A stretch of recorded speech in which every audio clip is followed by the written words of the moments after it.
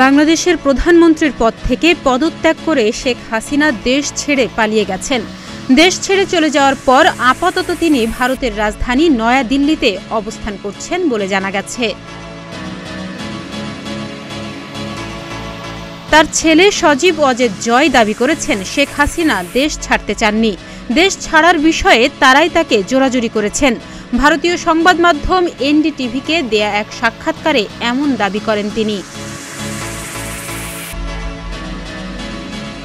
সংবাদ মাধ্যমটি বলছে, কয়েক সপ্তাহের বিক্ষোভের পর শেখ হাসিনা বাংলাদেশের প্রধানমন্ত্রীর পদ থেকে পদত্যাগ করেছেন এবং সোমবার দেশ ছেড়ে পালিয়েছেন।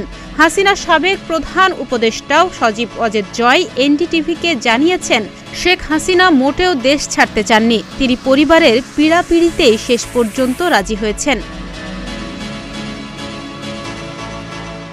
টেলিফোনে এনডিটিভিকে দেয়া সাক্ষাৎকারে জয় বলেন, আমরা তাকে জোরাজুরি করেছিলাম। দেশে থাকা তার জন্য নিরাপদ নয়। আমরা প্রথমে তার শারীরিক নিরাপত্তার জন্য উদ্বিগ্ন ছিলাম, তাই আমরা তাকে দেশ ছেড়ে চলে যেতে রাজি করি। এ সময় জয় আরও বলেন, আমরা আশা করি বাংলাদেশে নির্বাচন হবে, কিন্তু এই সময়ে আমাদের দলের নেতাদের লক্ষ্যবস্তু করা হলে আমি জানি না কিভাবে অবাধ ও সুষ্ঠু নির্বাচন সম্ভব। এটা এখন তাদের পরিবারের দায়িত্ব নয়। আমরা দেখিয়েছি আমরা বাংলাদেশের কতটা উন্নয়ন করতে পারি এবং বাংলাদেশের জনগণ যদি দাঁড়াতে না চায় এবং তারা এই সহিংস সংখ্যালঘুদের ক্ষমতা দখল করতে দিতে রাজি হয়, তাহলে জনগণ তাদের প্রাপ্য নেতৃত্ব পাবে।